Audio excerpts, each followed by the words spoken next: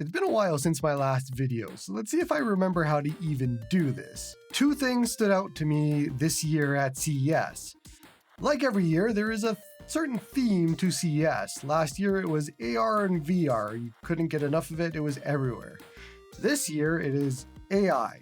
AI this, AI that, AI everything. AI handhelds, AI washing machines, AI robots. Artificial intelligence is everywhere and it's in everything. So that was the theme of the year. But more importantly and more relevant to us, handhelds. Handhelds are booming. Handhelds are everywhere, especially at CES. This year had the most handhelds out of any year that I can recall. And it was awesome to see, from Lenovo to ASUS to Zotac to OneXPlayer, they were there. GPD, a whole bunch of handhelds coming out. Acer had the Nitro Blaze, but they hid it and you couldn't find it. Tried, couldn't get there. I don't know where they had it, but either way, there is a ton of handhelds and we're going to talk about it today. I went hands-on with the Lenovo Legion Go 2, the Go S, SteamOS and the Windows version. Went hands-on with the new Zotac Zone. Went hands-on with a few other things. So let's just talk all about what I did.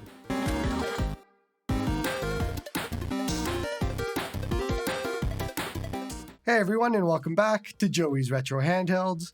I'm Joey, and we're going to talk about my CES experience, and mostly just about handhelds. But first, CES would not be possible for me without today's video sponsor, UGREEN. Seriously though, them sponsoring this video and allowing me to go to CES and helping me there is one of the major benefits to them, and they've helped me do a lot of different videos this year, so support them if you can. I've supported them even before they were sponsoring this channel, so yeah, UGREEN is awesome. Let's talk about them. This year at CES, UGREEN's big product is their new AI, there we go, NAS, or as they like to call it, the UGREEN NASync IDX series. It's a name. We obviously know UGREEN from their charging devices and cables and all of that. I've shown all of those off multiple times on the channel. Now UGREEN have entered into the NAS world. This is their DXP series, and they also showed off the new AI NAS IDX series, and even some new charging devices too. So I've talked about it before with my sync thing set up and all of that, but I personally use a version of a NAS already. I just have a computer that's set up, has a network attached storage, and I can access that from any device in my house. That is exactly what UGREEN is doing with their NAS as well. So the basic idea is you have UGREEN's NAS set up, and you have remote data storage from any device, from your phone, your tablet, your PC, anywhere. And you can attach it to your network and you can access it from anywhere because it's just a lot of hard drive space for all of your games and all of that. For my uses, it's a lot of game backups. So I have all of my ROM stored there, my saves, states, all of that sort of thing are all on my network attached storage, which is exactly what UGREEN is doing. The new IDX has an insane maximum of up to 160 terabytes of storage and download speeds of up to 2,500 megabytes a second. That is 1 terabyte worth of files in 10 minutes that you can download. The new NASync IDX 6011 is equipped with the exceptional Intel Core Ultra 5 processor, providing powerful performance with 14 cores, 18 threads, and turbo frequency up to 4.5 gigahertz. The new IDX series uses AI LLM to help you achieve a more efficient workflow by recognizing and generating text, generating smart meeting summarizations, and managing files intelligently by assigning smart tags. UGREEN's NASync can be easily set up for any beginner.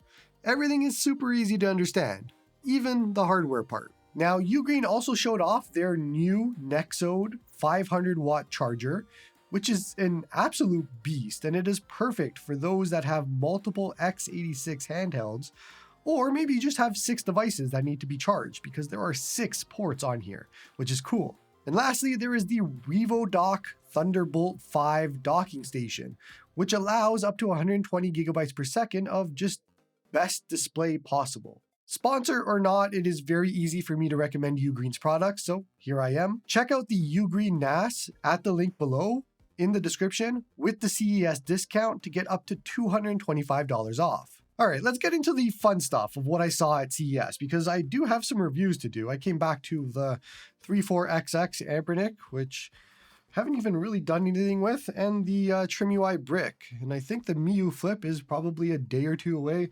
I know the Odin 2 Portal is likely arriving whenever this video goes live. Hopefully, that's what DHL says. But either way, enough about that. We'll get to that in the future weeks.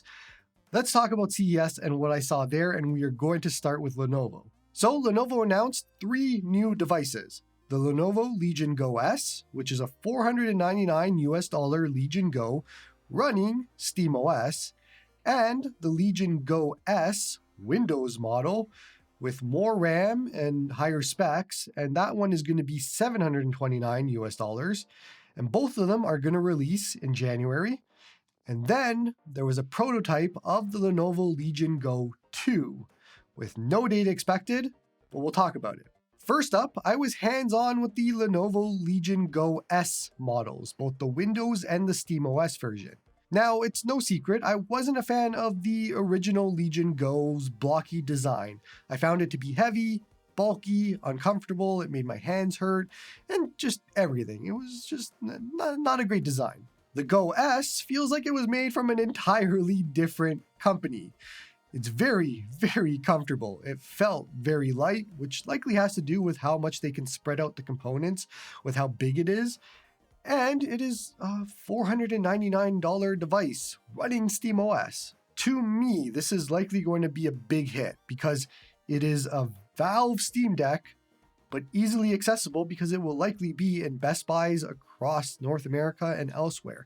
So you can walk into a store, grab one, play with it, and have the ease of returns of just returning it. Because normal gamers, not us who know handhelds outside and in, everybody else that are just playing FIFA or playing their normal sports game a year, they're not going to go to Valve's website, buy a Steam Deck. They don't know what Steam is, all that sort of thing. But if you can walk into Best Buy and grab one, return it, all of that, and you start to see more people getting it, definitely. So $499, great price. SteamOS, sure, I'm a Windows guy, but we'll allow it. This should be a pretty big hit for Lenovo. But we're skipping past here. Let's talk about the specs. $499 gets you the AMD Ryzen Z2 Go processor, SteamOS, 8-inch, 1920 by 1200, 120 Hz LCD, up to 32 gigabytes of RAM, up to 1 terabyte of SSD storage, 55 watt-hour battery, and it is a nice violet color. I can pretty much consider this the perfect entry-level x86 model. We have not had something like that is easily accessible, entry-level, all of that sort of thing, and I think this is going to be it. It has the right specs to be that sort of device. I'm not hands-on with it. I don't have it in my hands. We'll see if I can get one, and we'll figure it out if it is probably what I'm thinking of, just a nice entry-level device for a lot of people. I'm going to skip over the 729 Windows version model with the upgraded specs because honestly, the feeling in the hands is pretty much the exact same as the SteamOS version. I don't think anything's really changed there, weight-wise and controls-wise and all of that. They looked basically the exact same. But one thing to note here is I am at a conference, and so you can't really tell fan noise, you can't really tell thermals, you can't really tell a lot of that sort of thing because these devices have been on for hours and hours and hours of time with a game playing, all of that.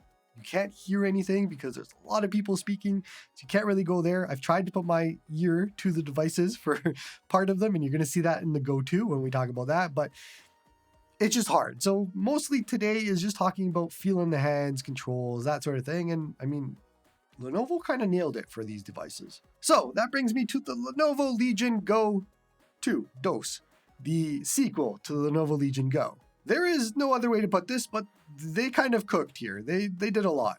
This has an 8.8-inch 1920 by 1200 OLED 144 Hz display, Ryzen Z2 processor, up to 32 gigabytes of RAM, up to 1 terabyte of SSD storage.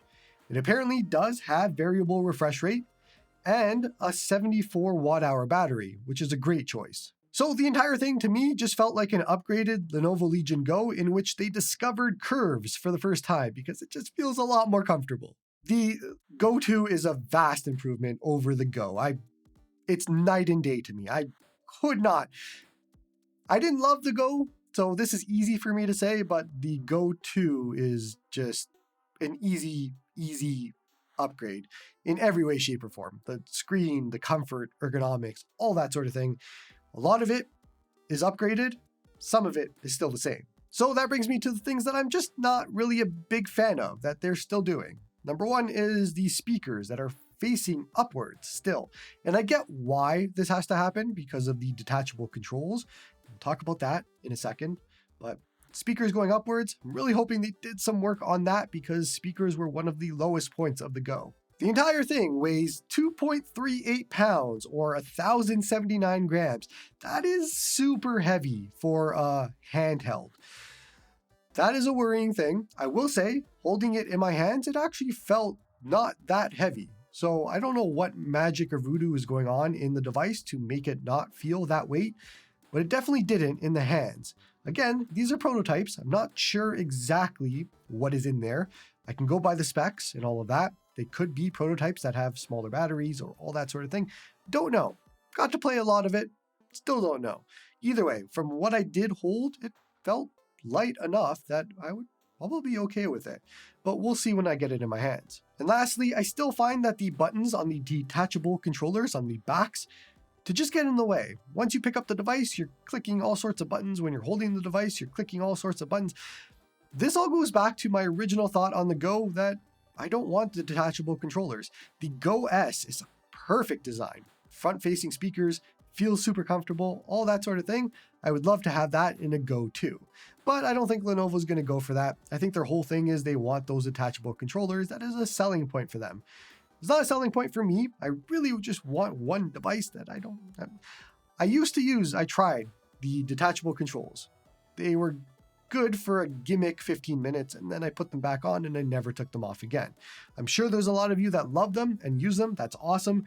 But if I'm talking about my use cases and what I want, the Go S design is perfect. Want that with the Go 2 internals. Let's do it. Now, it's pretty funny. I got to go to a private Lenovo event where there was a bunch of bigwigs there from Xbox and Valve and Lenovo and all of that. And we're doing a nice little interview style of talking about how handhelds are basically the future to them.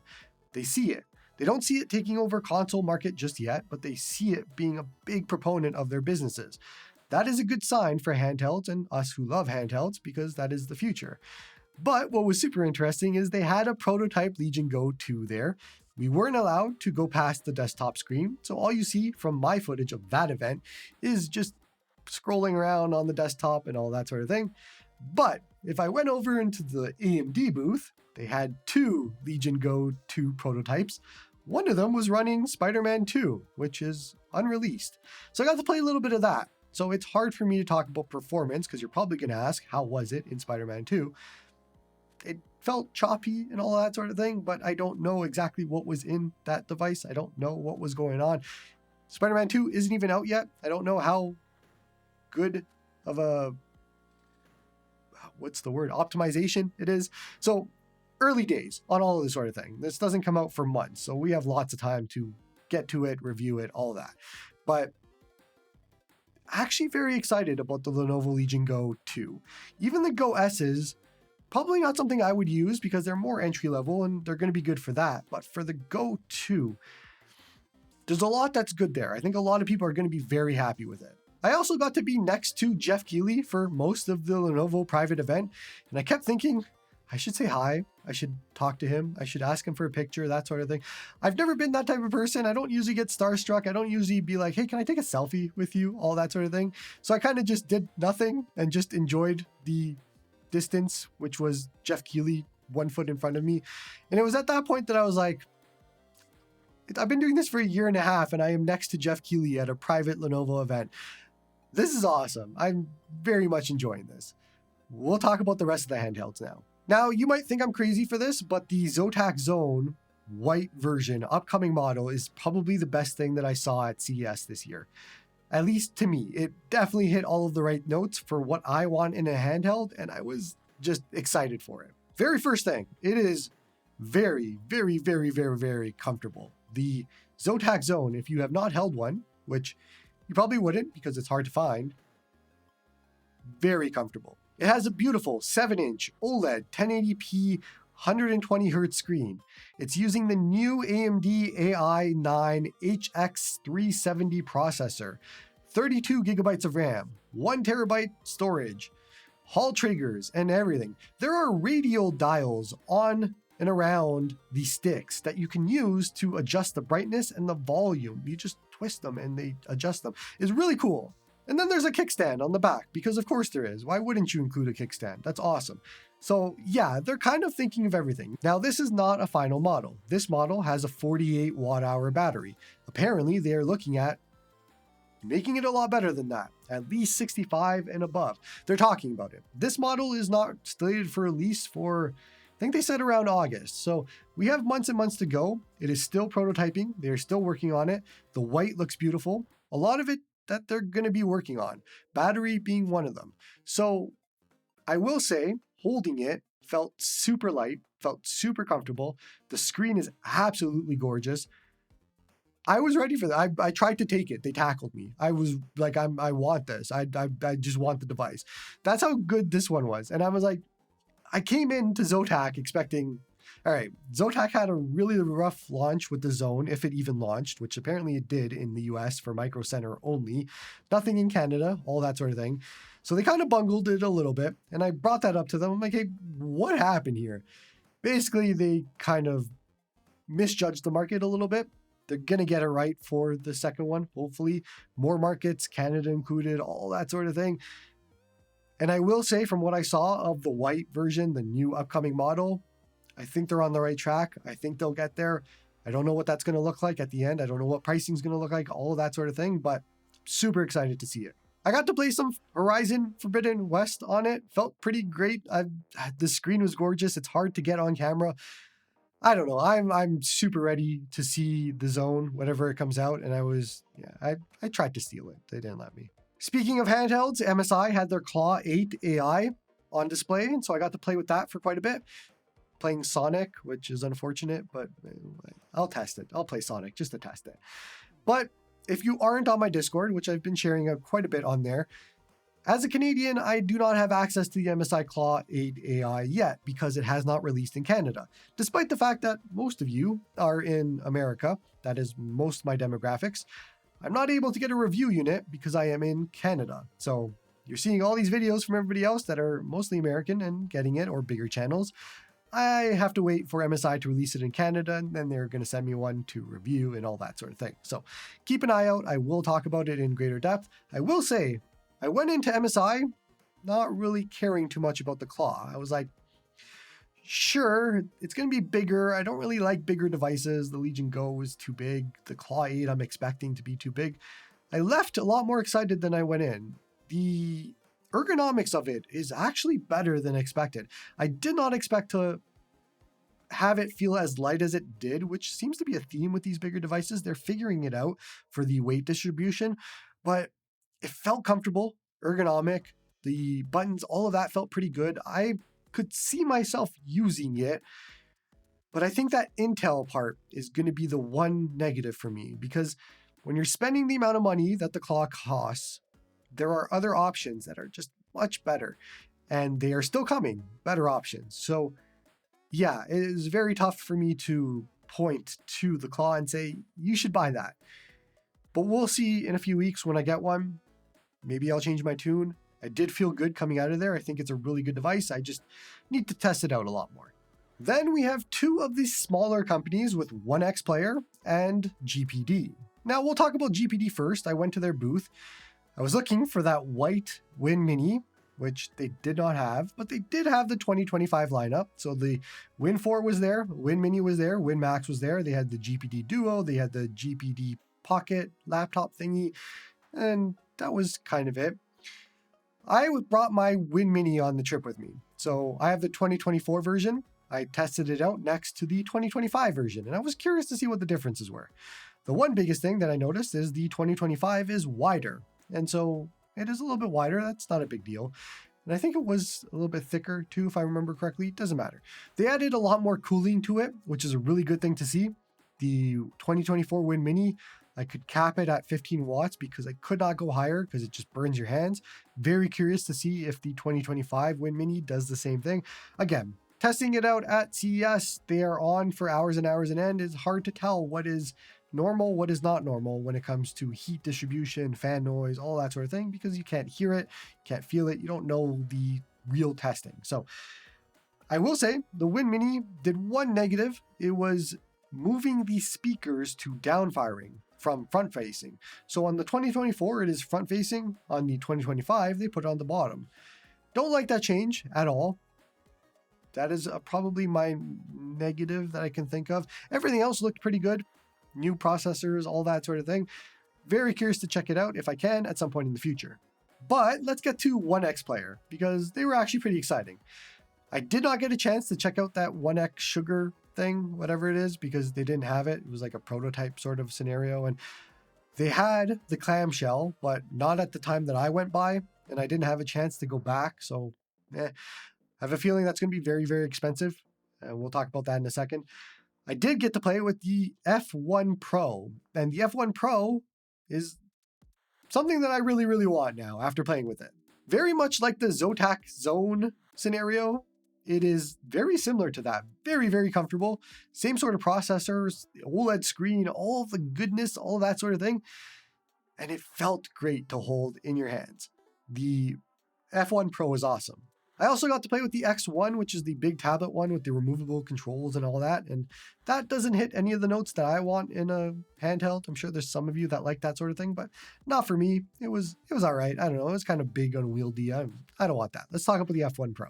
So the OneXFly F1 Pro uses the AI9HX370 processor, 32 gigabytes of RAM, a terabyte, 7-inch OLED 144 Hz 1080p screen, 48.5 watt-hour battery, and honestly, it basically rivals or equals the Zotac Zone for a lot of these specs and comfort as well. They are both very similar devices in that way. Now, I liked the F1 Pro so much that as soon as I was done holding it and playing with it and I left the booth, I tried to add it to my cart to see what it was. It was about $1,400 US. And it was at that point that I said, no, I'm good. I am just going to wait. Look, how do I put this nicely? It felt great. It looked great. I'm sure it probably plays great, all that sort of thing. But $1,400 for a 1X Fly. You can't do that. You can't. I'm sure there's a lot of people that love that thing. I want to get one, but not for $1,400. That's way too much money.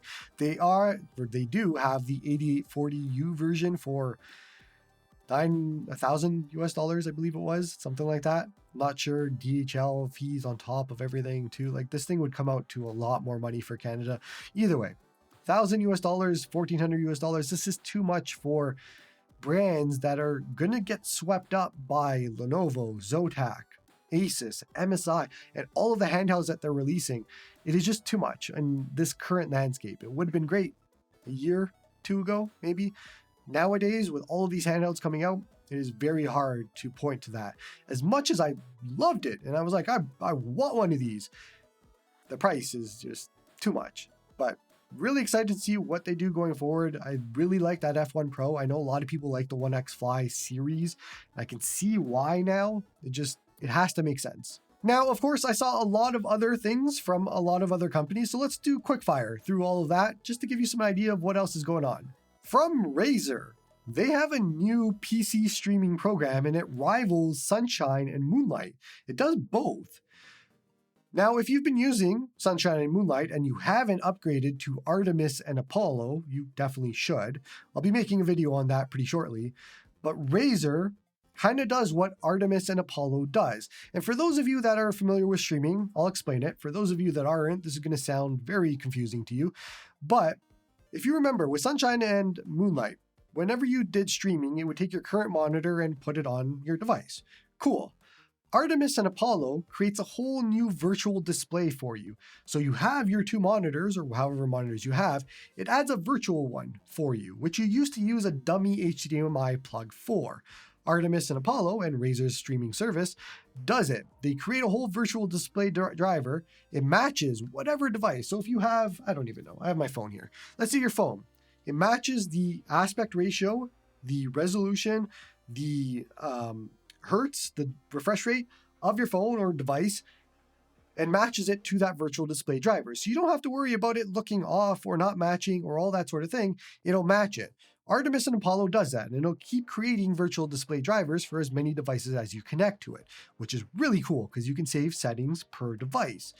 I've been using that for the past 2 or 3 weeks. Artemis and Apollo. It is fantastic. I've been using it on my Android devices as well as my Ally, but they have to use Moonlight because it didn't have a Windows release. I don't know if it does. I haven't checked.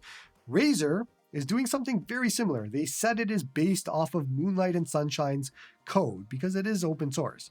So they based it off of that. They are doing something similar. I only saw it at CES and I was like, yeah, that looks exactly like what Artemis and Apollo is doing. Very, very excited to test that out at home on my computer whenever I get a chance, because it looked like it was a lot easier to get working for a normal person than Artemis and Apollo is. And I could see this being a very good option for people, but we'll see. This one, really cool. I also got to see and hold the RTX 5000 series. And oh boy, they are heavy, they are big, but they are super cool. Personally, I am in the market for a 5080 coming from my 3080. I use it a lot for rendering videos, as you can see from what I do in my day job, but also for video games and all that sort of thing. 5080 is the nice sweet spot for what I personally need. Very curious to see benchmarks and all that, but after holding it and seeing them, yeah, I'm 100% grabbing one of these. But did you see NVIDIA's announcement? Did you see those prices? Those are insane. Yeah, easy purchase. ASUS. I like saying ASUS. I'm just going to stick with that, but I think it's pretty much ASUS. They have a new Windows tablet, and it is called the ROG Flow Z13 2025. And it's super cool, and it's kind of a beast. It has the new AMD AI Max Plus 395 processor, 13.4-inch 2560 by 1600 180 hertz IPS display, and it looks fantastic. I honestly thought it was OLED until I saw the specs. That's how good it looks. 128 gigabytes of RAM, which I don't know if they have that wrong on the spec sheet on the website, and I forgot to check my footage to see what it actually is, but that's what the website says. So we're gonna go with that, but that might not be right. Who knows?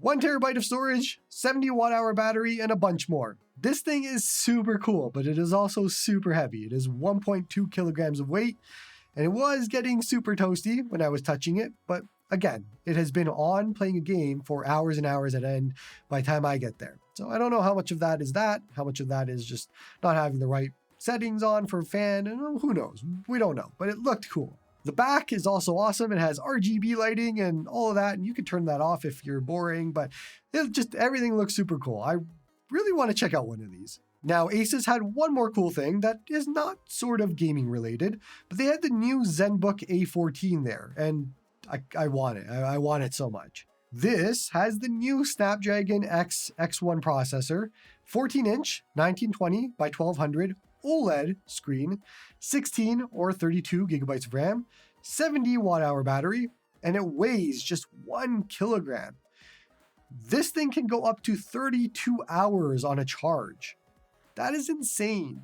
Again, this isn't really a gaming thing, but I saw this laptop, I held it. It is probably the lightest laptop that I've ever held in my life, and I wanted it just because of that. It is super light, has an OLED screen, it's beautiful. It looked premium, all of it. It was just, yeah, if I ever need a laptop, which I don't really need a laptop, but if I do, I want it. That is all I really have for you today. There was obviously a lot more to CES, but I think I wanted to keep this more things you're interested in, things I'm interested in, all that. I went around, it was my wife and I, she did all of my filming for me, so thank you to her. She did a really good job and didn't complain at all about holding my big camera throughout the entire event. So thank you to her for filming everything that you saw today. And we had a lot of fun. The Lenovo private event was really cool, being next to Jeff Keighley. I'm going to keep saying that. I like Jeff Keighley. He's really cool. He does a lot for gaming. Being in that event with all of the other large content creators, the big wigs from Lenovo, Xbox, Valve, all of that was eye-opening for me. Really cool to just see how much effort is being put into handhelds this year. And I'm super excited because that means there's a lot more coming and at a lot cheaper price points, a lot more options for people. This is really cool to see. It honestly might sound like I liked or loved a lot of what I saw, and I really did. It really felt that way this year at CES. A lot of companies are doing great. So that is what my takeaway was. I'm very curious. Let me know in the comments what your biggest takeaway from CES is. Obviously, not a lot of you went, of course. What did you see in my video that makes you interested, makes you want one, makes you think, hey, that looks super interesting? I'm very curious to see. I'm imagining a lot of you want the Lenovo Legion Go 2, but there are other handhelds today that we talked about that maybe are just as good. That's going to be it for this one. Outside of YouTube, you can find me on Blue Sky, which is where I posted all of the CES stuff throughout the time that I was there. So if you missed it, you should probably follow me on Blue Sky. I'm not on Twitter anymore. Doesn't make sense to stay on a platform owned by somebody that wants to try and take over my country. So yeah, I'm not going to be on Twitter anymore. Blue Sky, that's where it's at. Otherwise, come join the Discord. We talk all about handhelds all day, every day, and you can come learn a lot about handhelds. Support me on Patreon if you like my stuff. And that's all I got for you today, so thank you for watching, and hope you all have a good one.